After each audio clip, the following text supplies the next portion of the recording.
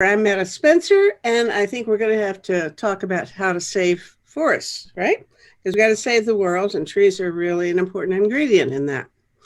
Well, I've got somebody here who knows a thing or two about forestry and about the economics of forestry, because the question is there are all these logging companies out there, and what do they do? Are they doing good deeds for the world, or are they not? There are different things that they could do that might be very helpful, and certainly things that are not helpful. So I have here Parag Kadam, who is in Atlanta, and he's a graduate student in forestry at the University of Georgia. Hello, Parag. Hi, Mira. Thank you for having me. It's It's always great good to see to be you. with you again. I saw you a couple of weeks ago on another show, and I thought I better talk to this guy about, because he knows something about the economics of trying to manage forests. And because there are a lot of interests involved, there's money to be made from trees. Hmm? Mhm. And, uh, and the question is, how do we get people to set up good rules for managing forests Right. and adhere to them? That's what he's doing now, right? So tell us a little bit about your own history, how you got into this, Parag, and then Yeah. we'll have a conversation about what you're finding or what you think might be the best approach. Yes, sounds good. So I got into forestry only since 2016. And before that, I was more of an anthropologist, but I was researching uh, forest species and forest behavioral ecology. Uh, so from there, I got exposed to the forest conflicts and issues related to the communities, the state, and the private industry. Those the roles and the conflicts between those kind of stakeholders I got exposed to on a ground level when I was when I was researching chimpanzees and bonobos and baboons in Tanzania, Western Tanzania. So from there, I started getting into the nitty gritties of how to govern natural resources of forests, basically. And one of my courses when I was doing my master's in forest conservation in Toronto was about forest certification. So certification is so you recognize the practices of logging practices, harvesting practices, and in general forest management practices of private companies or public companies, whoever owns the forest land and manages them to for the production of products. Now, wait a So minute. this is I right. want I want to stop you as we go along, make sure that, because I'm a little dense on these matters, and I want to make sure I have it. Sure, of Question is, course. you're going to certify whom, Yes, companies that yes, work in forests, right, logging, and so right, on, right? And you're right. going to certify them that they are good guys or bad guys or something in between Yes, in terms of what kind of practices they uphold, right? yes, that's true. Mhm. That's correct. Okay. That sounds good if you know what you're doing. Yes, All yes. right, go on. This is So you're going to have you actually done that? Have you been involved in doing that? yes, Okay. yes. Mm. So when I was in India, so before I came here in 2018, I was so 2019. I was here for I was in India for a couple of years. Basically, I was auditing companies. I was part of a certification body company, who which used to go to the forests and to the mills and to the other manufacturing centers of different companies in South Asia, India being the hub, and we used to go audit them according to different standards of different certification programs. Now, wait a So minute. the biggest You one, personally would go out to the forest and yes, observe what people did and yes, give them, sort of grade them on yes, whether they did a good job of upholding. So you yes, actually looked at the trees and at yes, the loggers and all. Okay. yes, yes. Uh-huh. So when I say if they're doing a good job or not, it's basically to evaluate their practices against a set of standardized criteria, principles, and indicators for which they have to with which they have to comply with. Right? So I went into this thing, and I got exposed to a lot of private companies as well as public industries like state owned forests, who want to be recognized in the marketplace as being responsible and responsible, and as well as showing that they have a commitment to community, social, as well as environmental and economic issues with which they are engaged with in their area. Okay, I guess every company would like to be recognized as a good guy, right? Yes, Now, yes. were you working for the government or was this a private outfit that assigned these marks and grades Right, and gave certification to right. companies?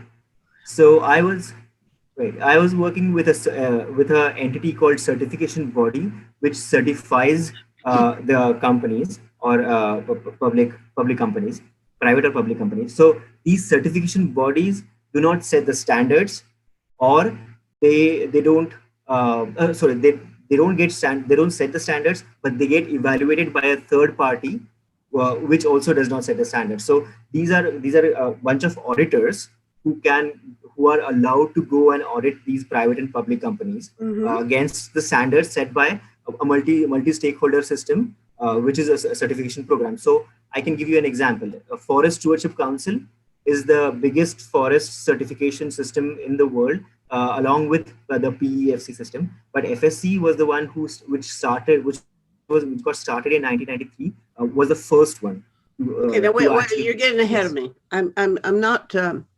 I'm not keeping up with you. You know, but there's another thing I can tell our listeners. If you happen to be watching this live, you can send a question into Parag, and if it's a really good question, one of my assistants will break in and ask Parag your question. So feel free to do that. But I can't promise you that we'll ask your question. But I want to encourage people to do that. Now, I'm still not clear about the answer to my first question. Were you working for the government, or was this Right. as a kind of an auditor? Right. Was this a private institution or a commercial Right. institution that was doing this? Yes, it was for profit but non-governmental entity. So the company is set up to earn profits from the clients, which are the private and the public companies which manage forests, and they engage with different stakeholders, but they are not related to the state. So this is not a government company, and governments are not. They don't have these kind of certification bodies. They are everywhere in the world. They are all public. Sorry, they are all private non-governmental bodies, basically. These Oh, certification bodies okay. Now, consisting of when auditors. you were doing this work, were you convinced, and are you still convinced, that the standards that you were trying to uphold were really the ones that were rigorous enough and Right. really the kinds of standards that the world needs to have upheld? Or was this kind of a, loosey goosey kind of thing where, well, Right. let's have this kind of rule or that kind of rule? It doesn't really matter. Yeah. Tell me, are you proud of what you did? Uh, I am proud of what I did in the sense that I got to engage and have discussions with different stakeholders and see that how stakeholders interact with each other in terms of like engaging with the private companies or the public companies that whose forestry they are getting affected by, basically. So in that way, I am really hopeful in terms of like facilitating discussions on the ground between multiple stakeholders. From that perspective, I think like forest certification, my own experience and the literature review I've read, it has been a really good mechanism of governance. But actually on the ground, what you're talking about, the standards themselves, there's a huge range of standards, from very prescriptive and performance based standards to very vague and very generalized standards as well. So there is a whole spectrum of this thing. And another issue of the same standardization is what is applicable where, because there's so much geographical heterogeneity around the world, with different countries having different geographies, different political systems, social systems. So the problem is how to standardize the whole forestry, as we call it, in the whole of the world. What Oh, FSC, for example, does, what I was talking about, is they have 10 principles and 70 criteria which are applicable to all countries, basically, of the world. But each country has its own indicators or verifiers. So it's stratification of principles, criteria, and then the more specific the you go, the geographically also closer you go to this thing. So it is geography that determines the indicators or verifiers, while principles criteria are common system. So in that system of stratified standardization, there is always hope for more improvement and better, more applicable standards for that region, for example. So in that way, it's really good system for FSC. But other certification systems like PEFC don't follow the same pattern of institutional mechanism, so institutional governance. There's a different way of looking at it. So there's a huge range of variety of how standards are built and how they're implemented on the ground. That Yeah. is one of the Okay. biggest problems as well. Okay, I guess what I was aiming at is, looks to me like right from the beginning, if I were to be a critic of what you're doing, I would first want to know, well, what are these standards? Are they worth really upholding? Does it make any difference? And then I'd want to know things about corruption and how well Right. these can be applied. Yeah, those are the two things that I think I'd ask about. And if you Right. can get a little closer to your microphone, I think it'll help. The sound Okay. isn't always the best. Oh, sounds good. Okay, so you would like to have a global set of standards, but there is no such thing right now, Right. right? No, no, And that's true. and I would imagine it'd be hard to get one, Yes.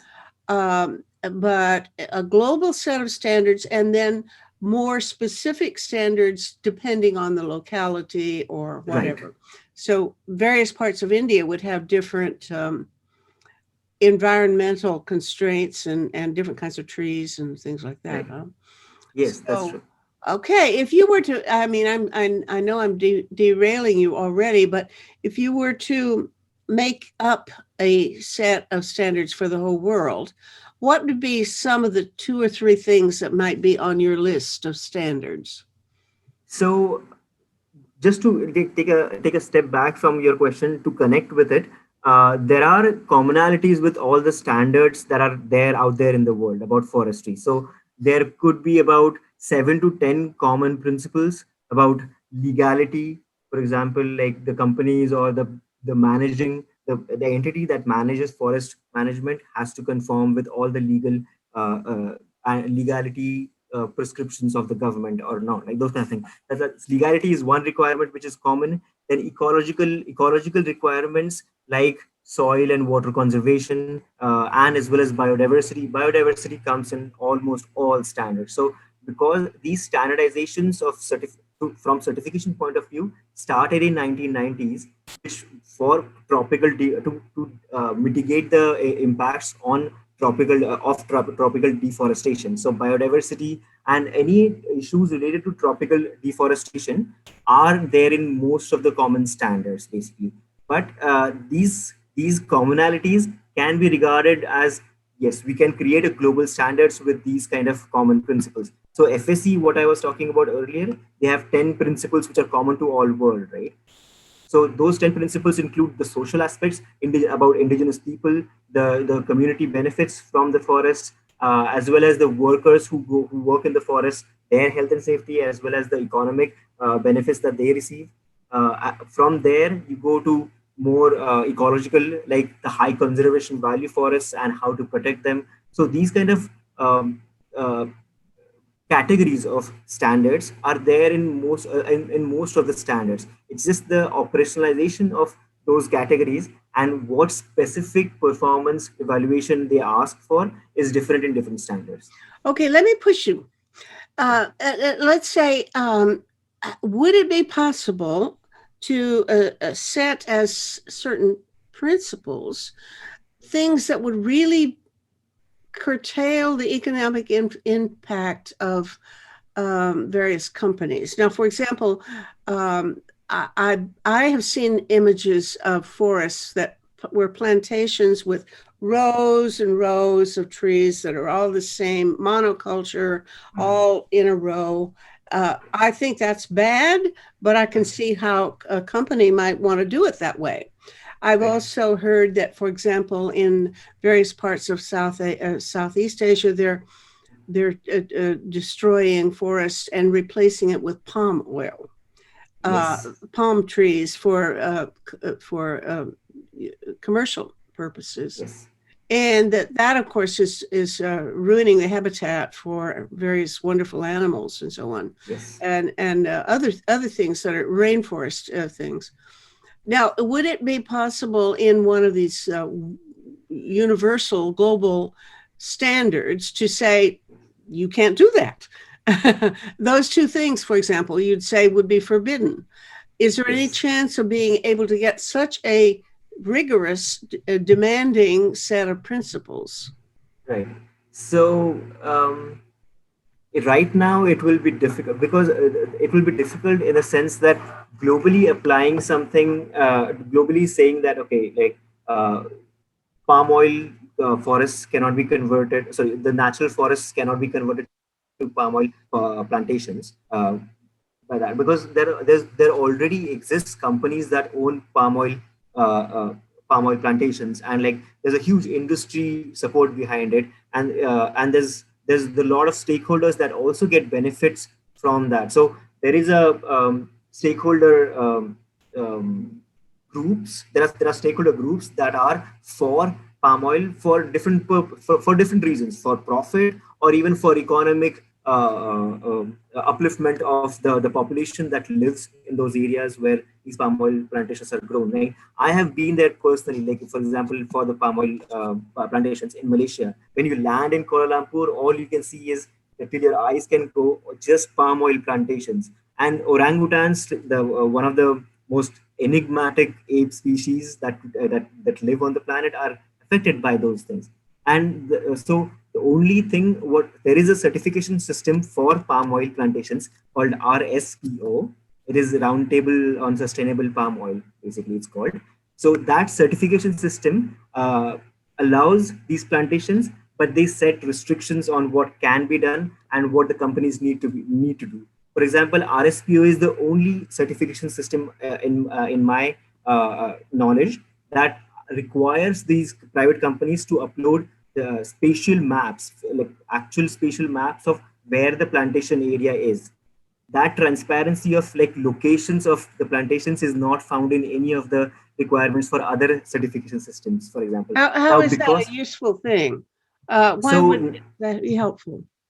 So the only reason in 2014 this requirement came into the RSPO system was because of the NGOs and their understanding. Like, if you cannot show that where your plantation is, we cannot evaluate. We cannot use the publicly available resources like Google Earth to actually see. Like, when you say you have harvested this much amount of area, have you actually harvested this much amount of area? Like, we want to have a third party confirmation. So this transparency of locations, of having actual spatial locations to be uploaded publicly, uh, kind of opens up the companies for more evaluation and more stricter and more third party evaluation as well. So that is a very good thing to have. But now that only happened because of what you're talking about, right? Like the natural forests were being converted to palm oil plantations, and like a lot of biodiversity issues were coming up. And because of that, the NGOs had sight on that issue. So that's why they fought for it, and they got for it. They got that uh, uh, measure in there for the standard. Well, that But the sounds thing like is, a baby step where you yes, really need to go a mile, right? yes, yes, You need a lot more than that, and I agree. so what you're doing, you're not convincing me that this is a very Mhm. powerful That's true. tool to save the world. Yes, But keep yes. going. I should shut up and let you make your pitch. Oh no, no. So it's so what I was what how I would put it as, is it a powerful and is it an effective tool or not? We should go back a little bit before 1990s when this certification thing started. So before this certification mechanism ever existed for forests, the main uh, way of changing the behavior of companies, private or public companies, was for NGOs to boycott their products. So a Greenpeace boycotts certain products and tells the company that okay, you have to improve your forestry practices, otherwise we will continue on boycotting your products, and we will not recommend any of your supply chains to any of the other network partners that we have. So like based upon that boycotting, there was small changes, like there were minimal changes that would happen, if at all, before 1990s, because this it's called direct action campaigns, right? Direct action campaigns, they sometimes worked and sometimes just created more divide between industry and NGOs. So certification was a sort of compromise between the NGO community and the private industry of forestry, in which that okay, they came together and said that okay, you can evaluate. Company industry said you can evaluate our practices based, but it has to be based upon a standard that is constituted by different multiple stakeholders, and we will be one of the stakeholders in that, because it is our land and we have to have a say in that as Now, these well. So stakeholders, excuse me, that the stakeholders who wrote the standards, did they include NGOs that were environmentalists, and they included good guys as well as people whose financial yes. interests were at stake, right?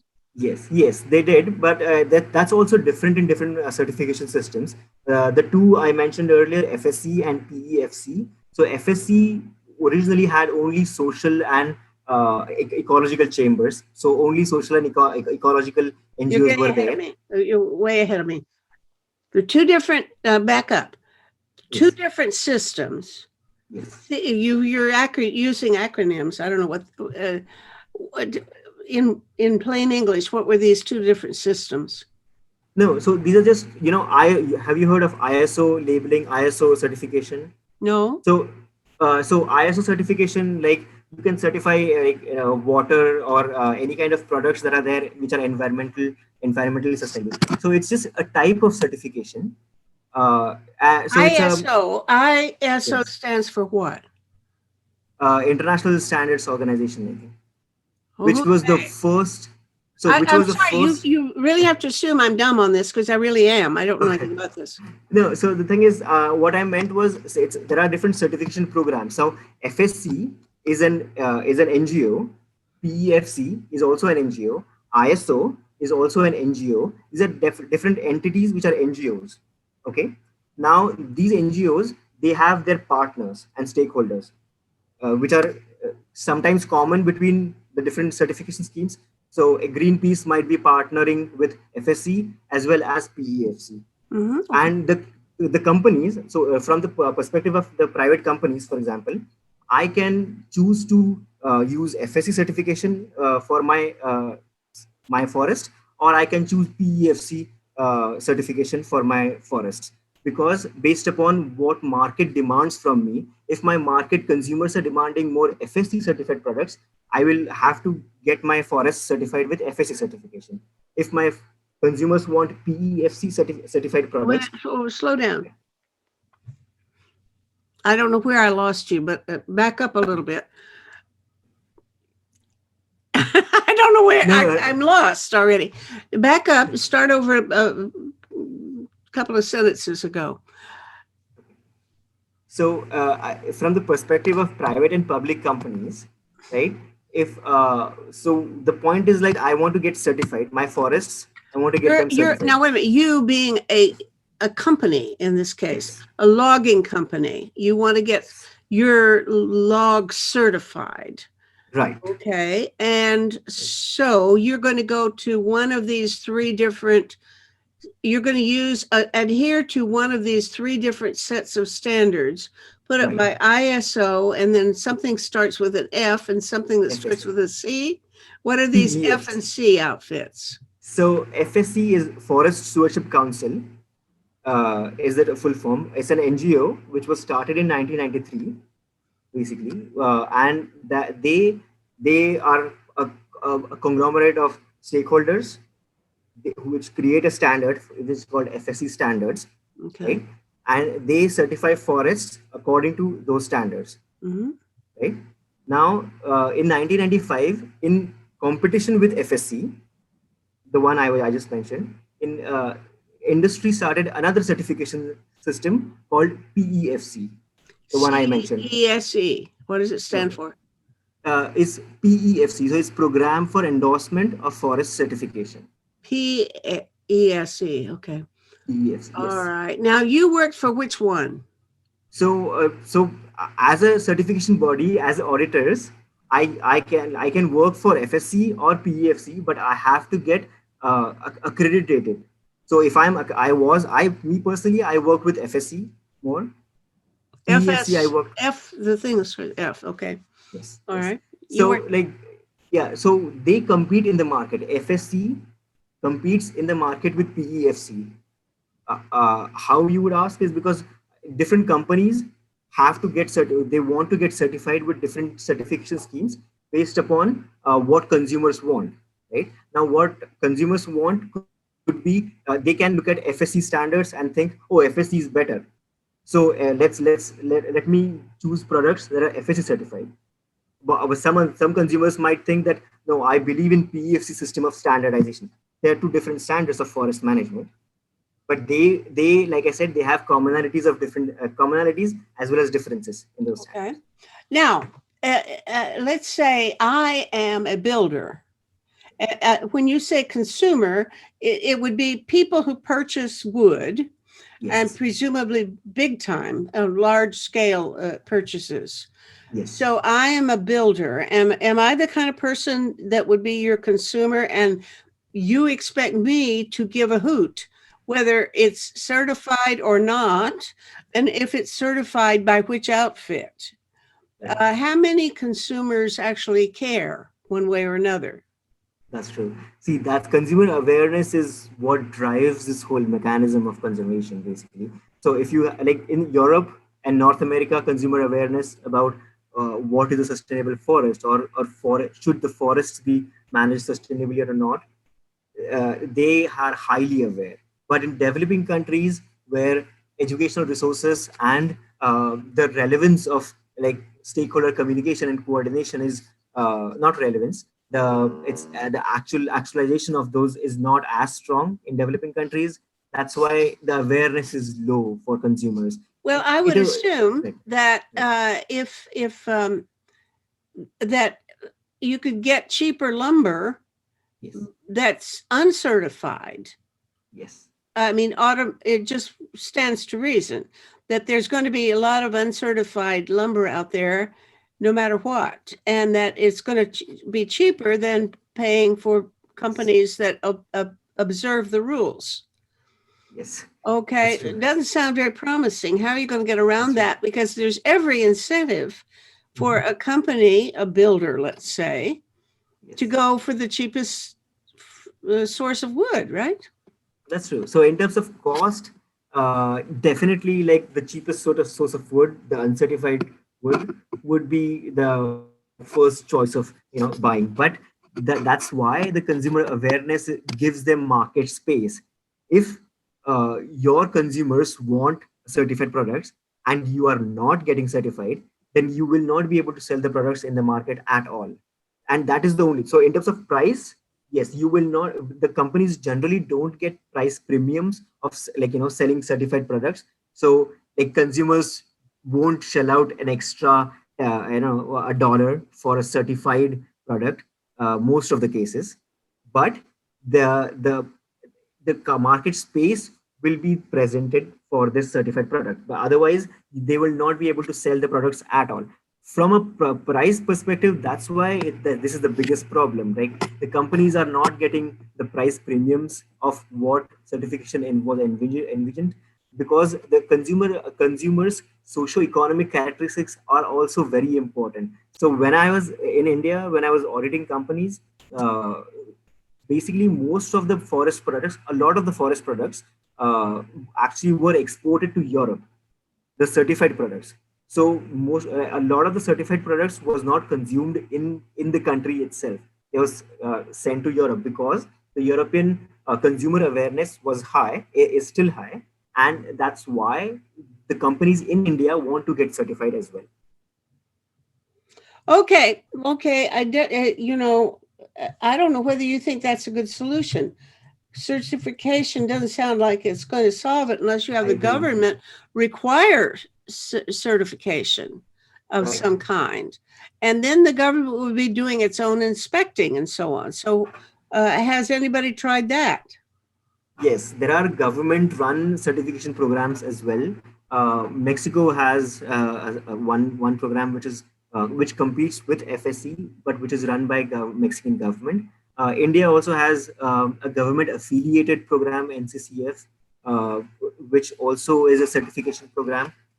So there are countries around the world wherein like states have taken a major role in either recommending or actually saying that no, like this certification, like for example, I think Congo or one of the African countries has already said that like FSC certification is the standard and the companies need to get certified with the FSC certification. So role of state, I agree completely that it is very important because the state already has so much infrastructure. It has the legitimacy and the credibility that the populations or the stakeholders want from their organizations, because certification is all about legitimacy and credibility in the marketplace as well as in the stakeholder spheres basically.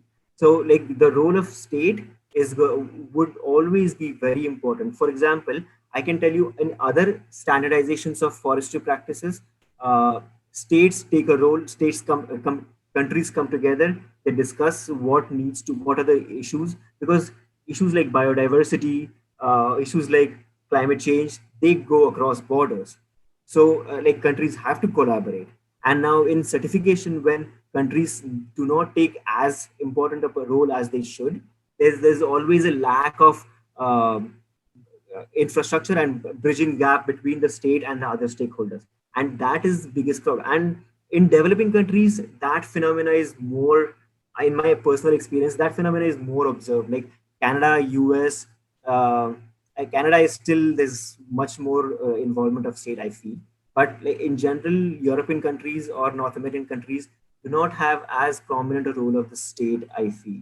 But there are exceptions a lot as well. Scandinavian countries, to some extent, are like the governments are more progressive in that Okay, now style. so Canada has a lot of government involvement in making sure that there's certification. Is it actually required? Do we insist that every piece of wood be from a company that's certified? No. No? So in Canada, it's like certification as a mechanism is recommended for conservation for different levels, from federal to territorial to provincial jurisdictions. So not one particular certification is never recommended, like FSC certification or PEFC certification is never recommended. So forest certification is always considered as a Wait a mechanism. minute, you're too fast for me. Back up. Something is never recommended. Say it again. No, so forest certification, like specific forest certifications program like FSC, is not recommended ever in Canada, but forest certification is always recommended to have as a mechanism for conserving forest products. So, for So example, the right, government recommends that you have some certification, but yes, that they don't tell you which kind. Is yes, that and it? there are programs to facilitate more recruitment of forest into forest certification. In the US, I can there is also these things are also present. I can give you an example about the American Tree Farm System (ATFS) was a certification system started in 1941 actually here, which was more state run, state driven, which changed its role of state in 1990s from state run to more private and more NGO type of management of this thing. So here, like you can actually see like how the role of state changed in the US for this particular scheme, from more state driven to more voluntary, more private So, what was the management. argument? Why did they shift from a government run, managed certification system to a more privately run, NGO Right. run? Right, that's actually very interesting in the sense that, like, so the like I mentioned earlier, certification is all about legitimacy and credibility, right?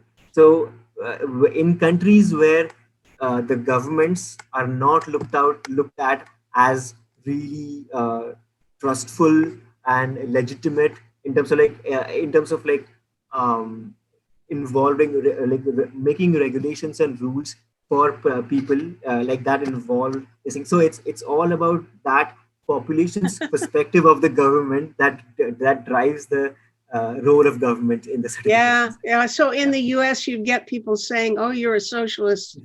We're Yeah. becoming a socialist country, so let's turn it over to private outfits." Okay. Right. Well, what did it work? When you shifted over to a privately run system, did it deteriorate or improve or stay the same? So this certification, I think it has improved because there is more innovation now. There's less bureaucracy to some extent, which is also true for any systems which became voluntary from state owned. Because the transition is always because of the bureaucratic nature of governments that don't happen. For example, standardization does not happen very fast sometimes, and like multiple stakeholder connections might not happen very fast. So like in that aspect, yes, I think it's become much better. And it's also like when you say third party certification, right? And when you introduce this third party voluntary nature of certification, that gives it more credibility in the public sphere. Well, it would So be in the US, but maybe not in all societies. Maybe in Denmark, they would see it differently. that's true. That's true. Uh huh. That, Uh, that I agree completely. But like these forest products, because trade is sort of like just mixes up all these kind of international characteristics or national requirements of but, the in role a of way, state. it puts you in a position to make a judgment. Yeah. Maybe can you make any judgment about, in general, which works better? Having a lot of government supervision and surveillance Right. and inspection and so on, or having it be privately organized. Which do you believe in more, and why? Right. Me personally, I really believe in private management, but with government facilitation. These are two different things. Because governments, like I mentioned earlier, having the infrastructures, like and political infrastructure, as well as the institutional infrastructures, as well as technological infrastructures to some extent as well, a concentrated technological infrastructure, they have this power already present, which can facilitate discussions between different stakeholders, which can bring together stakeholders and have some kind of conflict resolution mechanism, or which can also introduce the role of legality and political discussions into the system. So in that facilitation, I think the role of government is critical and it's very important. But the management of the system itself and the governance, like who owns the forest certification system and who implements the certificate system, that I think is very important to have it voluntary, because private companies would not like to be certified by governments in general, I feel, in a lot of countries. And like when someone third party comes and certifies them according to standards which are certified, which are set by third parties as well, which governments are part of that standard making, but only a small part of the standard making per point. So in that system, there's more credibility that is given to the companies. But again, like I said, this is a double-edged sword. Like credibility, once you achieve it, it can be used for something completely bad.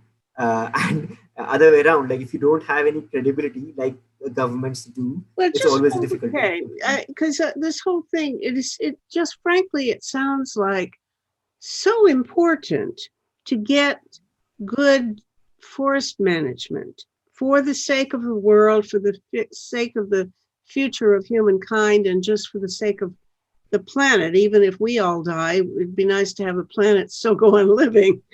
I agree. Uh, so I really would love to know that really good standards were being developed, Right. rigorous ones that really were intelligent and that were really being applied well. And Yes. uh, you know, I don't I don't know how much I believe what you're telling. I don't think I you're not agree. telling me the truth. I think you were telling me the truth, but the question is, how Is it much more effective? needs to be done? How close are we to having a Yeah. system Yeah. that actually makes for a sustainable Yeah. forest system Right. on the whole world? Right. Are we No. halfway there? Are we a quarter of the way there? We're maybe quarter of the way, I feel, but not halfway. No way. We are way far. We are in the baby stages right now, seriously. Because like right now there is the disillusionment that is happening, because there are different stakeholders that are leaving. For like Greenpeace left FSC partnership in 2018, and they said that they will not be recommending FSC, which is still, in terms of like percentages, the most respected forest certification system. okay. Now, And like well, let me make sure I heard you. yeah, Greenpeace will no longer recommend this FSC thing outfit yeah, you work certified products, because because now they put out a statement saying that the way that FSC has been developing their standards or like applying those standards is not really good. Like what we were discussing, is this standardization actually having impacts on the ground or not? will And they don't believe it is. will Greenpeace endorse one of the others? No, because they are worse. They're worse in their opinion. They're because they're more industry oriented and this thing. So yeah, we are to sort of like watering down and so is going to like the least common denominators of what is required to sustainably manage the forests of the world. Well, how are But we at going to the get there, yeah, Parag? I mean, I have this sense of urgency that yes, the world is going to hell very yeah, quickly, that's true.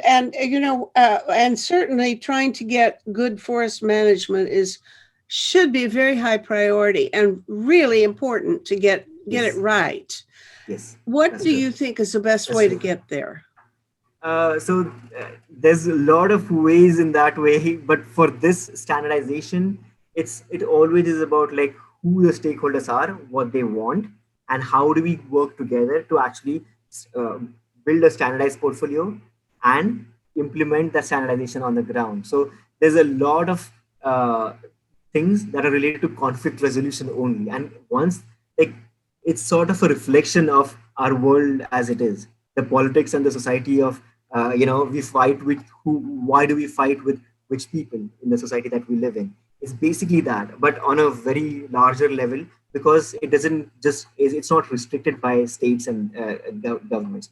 So at the end of the day, I really feel that different stakeholders who actually need to have some things done, because there are dire situations, there are medium size severity in terms of like what impacts they're going to have, and there will be harshest possible impacts that are there. So we have to go on a severity rating level down the hierarchy chain. At the same time, we have to go to the severity of conflict resolutions between societies and like match those two. So ecological and social vulnerabilities coming together, I feel like. And for a certification mechanism, any market driven mechanism is always going to have issues of neoliberal and capitalistic exploitation. These systems are always going to have that. And the but for why forest certification is important in that way is media and information that is present in the outside sphere. The more we talk about a certain private company doing these kind of practices and doing that kind of practices, the more they come into the limelight potentially. But again, like there's uh, the problems of the society are problems of forest certification as well in the same Sounds political way. political. It sounds Yes, like we need a social movement. yes, All that is right. Well, it we need does. a social movement of social movements. And I want to encourage people to treat our website as a place to discuss exactly this kind of thing because, there are too many other issues for any one of us to get really absorbed in uh, the economics of forest management. Not Yeah. many of us can do that. So I'm trusting you're going to be the leader and you take charge of that part and Ah, that would be you figure it amazing. out and you Yeah, stay in touch with us and you tell us how we're going to get there. All right. definitely. I Sounds think perfect.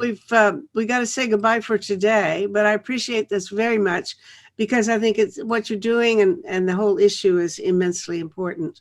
So bless Thank your you. heart, and we'll continue this conversation another time. All Thank right. you, thank you, thank you for having me, and thank you for giving me opportunity to talk. This Wonderful. is such a difficult and complex topic, and there's no right solution as well to some extent. But we know what is the right way of looking at things, and like what are the priorities that we should set up. and coming together and discussing There you things. go. All right, you're on my team and I'm on yours. Take care. Thank you. Bye, Yeah. Parag. Bye bye. Take care.